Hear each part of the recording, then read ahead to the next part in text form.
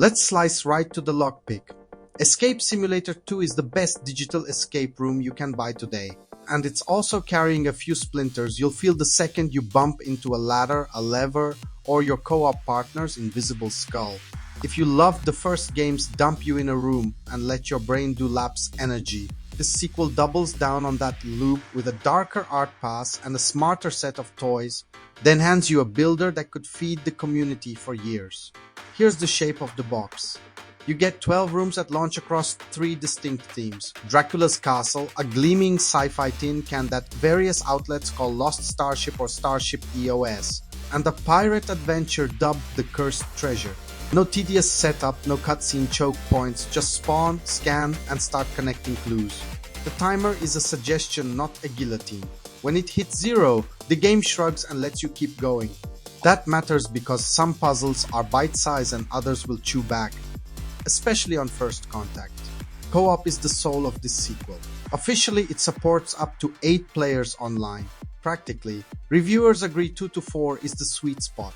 With 8 bodies, you'll be overlapping like a speedrun crowd shot, which the game allows by removing player collision.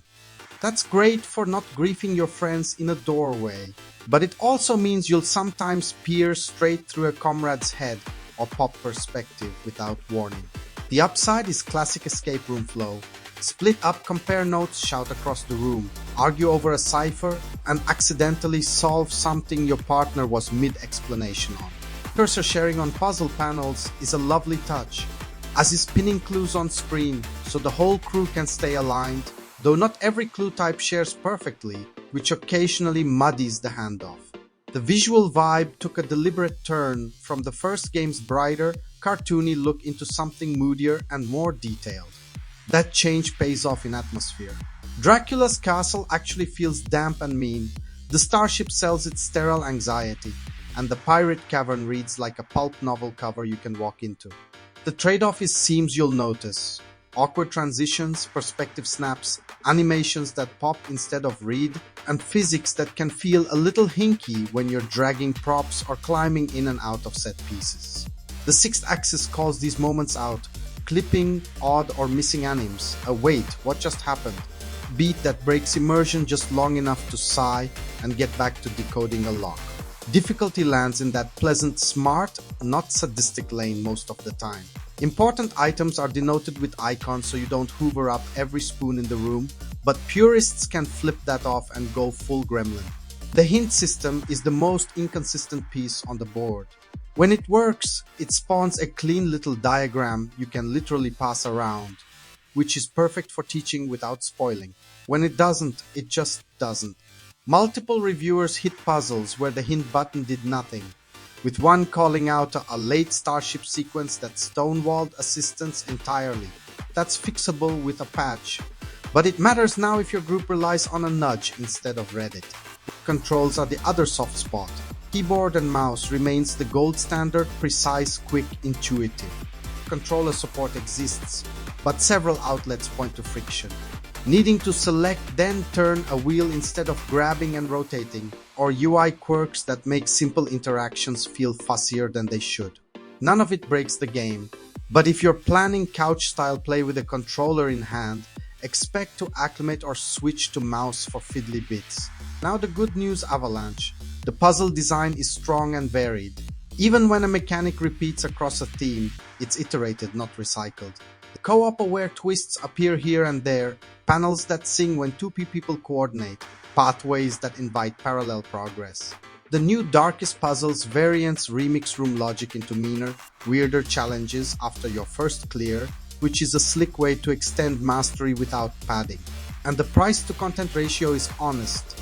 At around $20, you're getting a dozen meaty rooms at launch that generally take longer than the first games, plus an editor powerful enough to create full-fat levels.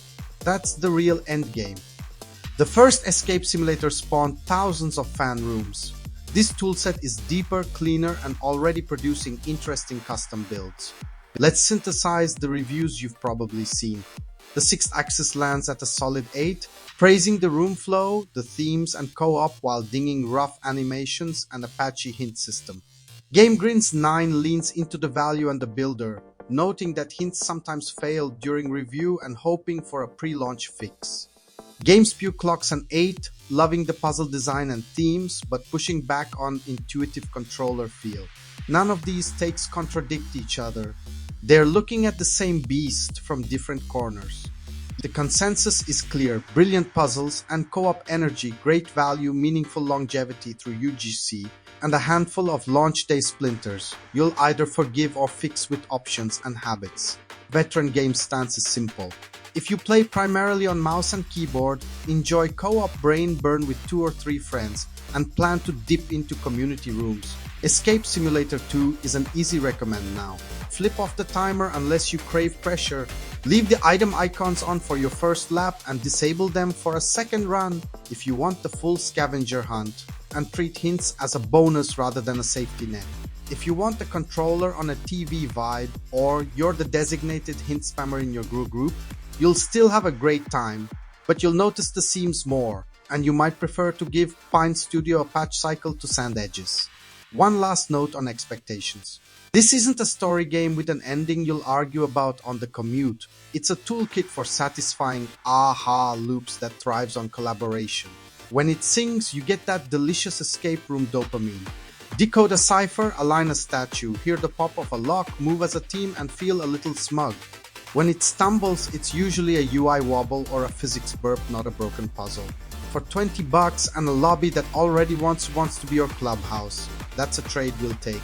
If this kind of no BS deep dive is your thing, hitch a ride with Veteran Game and hit subscribe. If you're nodding or silently judging my Dracula voice impression in your head, drop a like so this take survives the algorithm. Now the spicy question. Should escape room games prioritize ironclad controller comfort and bulletproof hints over raw puzzle variety? Or is the community editor the real endgame that forgives the launch day scuffs?